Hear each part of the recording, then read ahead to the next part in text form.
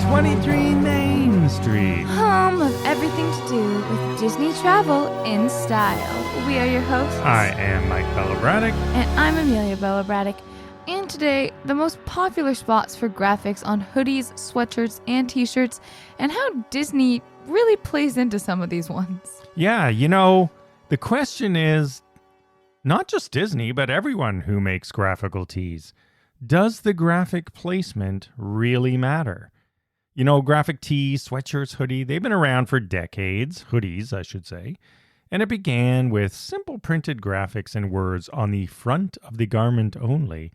But of course, things have changed a lot, and nowadays you can find graphics all over the place. We'll go through all those locations, and does it really matter? Let me ask you, Amelia, this question.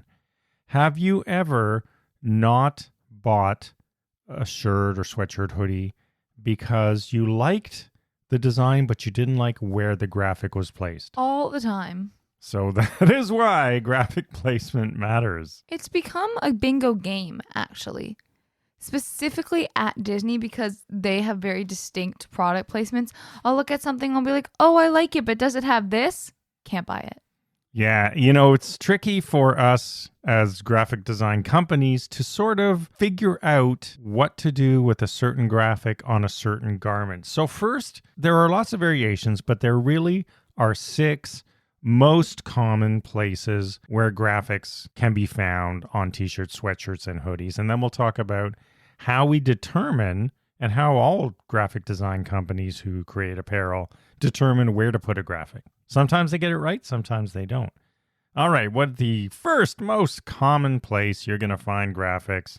Center chest, right? This was the original. It's the most common. Centered in the top half of a t-shirt, sweatshirt, or hoodie.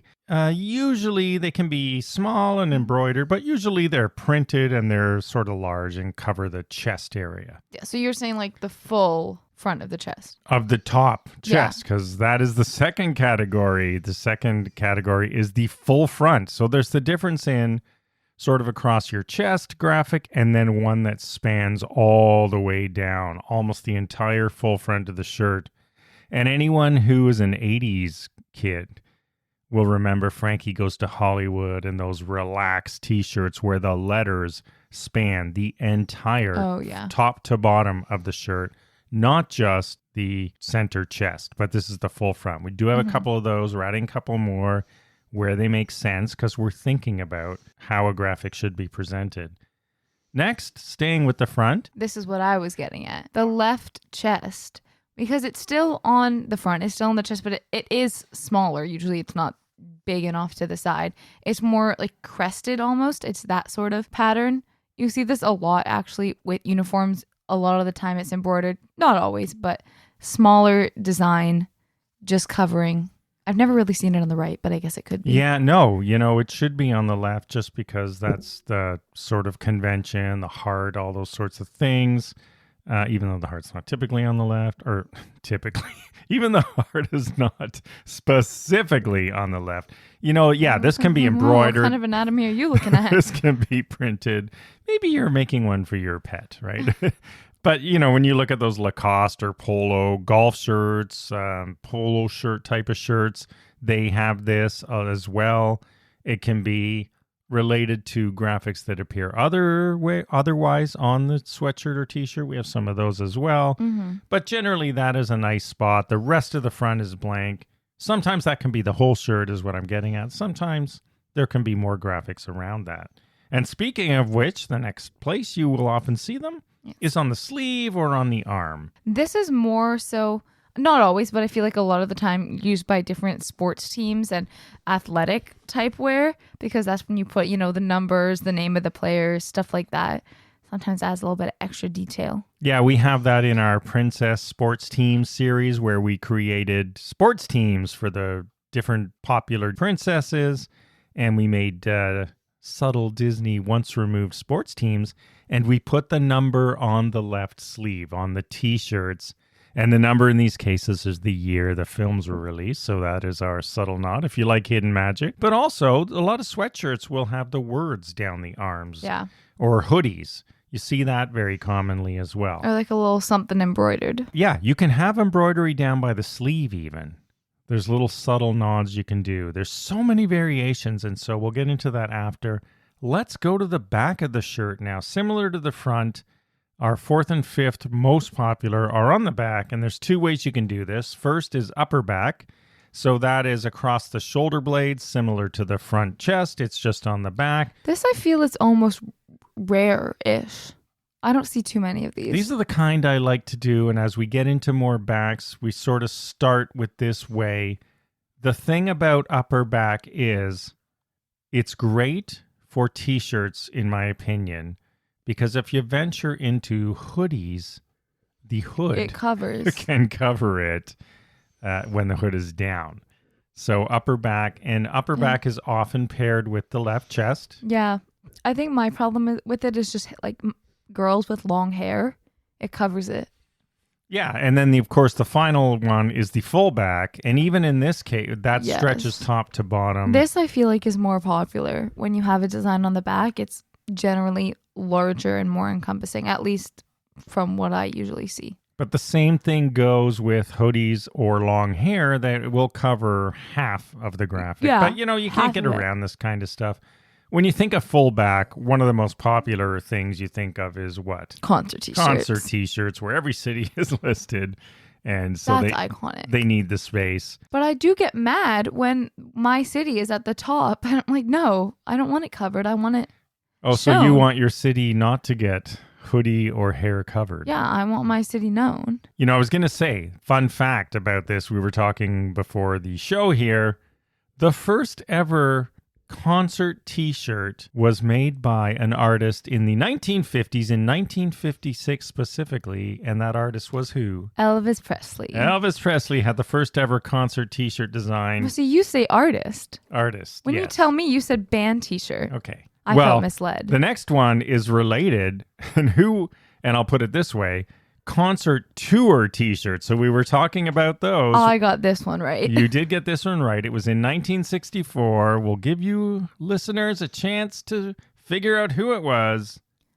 The answer is... classically, of course, the Beatles. There you go. The Beatles had the first concert tour. So the difference is Elvis had the first sort of shirt that he sold with Elvis on it in 1956. Real merchandising opportunity there. Yeah. And then the Beatles, when they did their U.S. tour specifically, they created t-shirts in 1964. Oh, good for them.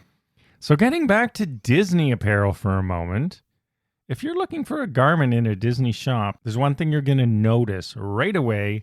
Disney loves graphics on the back. Loves or is obsessed with and has probably signed a secret contract with. The Society of Back Graphics. There's no other explanation. Why are they so obsessed with this?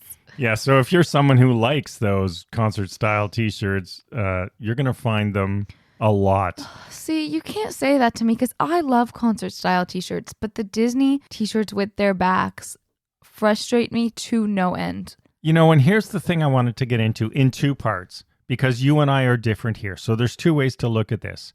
One, I have a few, and I like a few if I think they're well done, they're sort of elegant style. I don't mind back. I like them when they relate to the front left chest, so that's what we do here at 1923 Main Street. There's two ways to do a back graphic. There's the concert way, and then there is, which you like, and then there is the over the top, in your face, so much color, crazy, almost cartoon-like, massive graphical design on the back. Yeah, I mean, that's what Disney does. So how many times we started out the show saying, I asked you, have you ever seen a shirt and then you didn't buy it because of the graphic placement? This happens to me all the time in Disney shops. At Disney, every day. I'm like, oh, that's cute. Never mind. Because I'm a big fan specifically of the little crested t-shirts. I think they're really cute. I love getting like a little sweater or just something understated. Yeah. And every time you look at the back, I'm like, oh, okay. Never mind. Yeah, I don't buy the shirt. So, in part, this was the genesis of why we founded 1923 Main Street. To some degree, we don't infringe on Disney trademarks at all, of course, but we do try to do subtle Disney inspired. So when you want a little magical feeling, but it's not a licensed Disney shirt, but it's inspired by that. That's where we go. But I take the design style, as do you, for things we don't like. We don't do those things, right? Yeah, we don't do things we don't like. I think the Spirit jerseys are cute with their backs. That's a classic design. Exactly. There's a difference That's between nice. that and some of the others. Yeah, but specifically the one that stands out to me in my brain is the one that they had for the 50th with the zip up. And it's for some people, but they had it in such a broad range of size that I'm like, I would buy this if I was 7. I'm not going to buy this now. Like, it just, for me, it was too much. And I find they do that with a lot of Over their the Halloween type of things too. Yeah. They're just so much going on that it's, I mean, you know what? I guess it's, I'm trying to think of how to quantify this. If I'm looking at someone, if I can sort of tell what's on the back at a glance and there's messaging or a word, or even if it's just a visual, I know what it is. If there's so much, it's like a blur of colors and swirls and sort of groovy graphics, and you're trying to figure out what is that. That is the kind of thing You put it on the front. Yeah, or in my opinion. If anywhere, right? So we don't produce a lot of that stuff ourselves here at 1923 Main Street. So we don't copy anybody. We create our own original things, and we don't do that stuff because it's not something our audience wants to buy.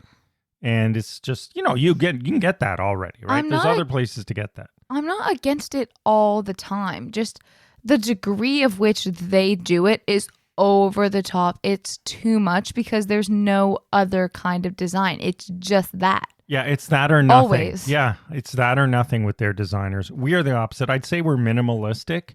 That doesn't mean they're just words. There's some really cool designs if you browse the shop here, but they're not, you don't have to study. You don't have to search high and low across multiple parks and resorts and stores to find one singular t-shirt that you like that without you can a backing buy. on it. Yeah. It's our normal thing now when we're on the racks at Disney World. Just look at the back. Oh, I love the shirt. Did you look at the back? Oh, right. So that's just not us. I know a lot of you love it, and that's cool. And that's why it's great to have a lot of different places to buy apparel from. I think they're cute, but when I already own like 2 or 3 or more t-shirts like that, I don't need all of my t-shirts to be like that. Exactly. We avoid sort of loud or muddy, overly busy graphical style. We have clean designs. And that's what makes the world go around, really. So, at the end of the day, it's all about your personal style and finding something that's right for you. And I get my fix in via concert t-shirts. Exactly. But we do, just to give you a little insight, behind the scenes look of our design process here, we sort of take the time to think about the specific graphic, whatever it is, and, what kind of shirt, not only the quality of shirt that we've talked about in other episodes, but also what kind of shirt? For example, that Princess Team series. Okay, well, that's cool. Let's do a number. We thought about numbers on the back too, but we did it more like on the arm, or like we were going to do a number on the front, soccer jersey style. So we put that kind of deep thought really into every design and what would make the most sense and what would you want to wear as our buyers. Maybe we'll do a poll this week. So check our socials at 1923 Main Street. And I want to get your feedback on this front back shirt thing. All right, everyone, there you have it. Thanks for listening as always. Visit the shop at 1923mainstreet.com to see what we mean. Follow along on social media at 1923 Main Street. We'll see you again next week and having a magical day. Bye-bye.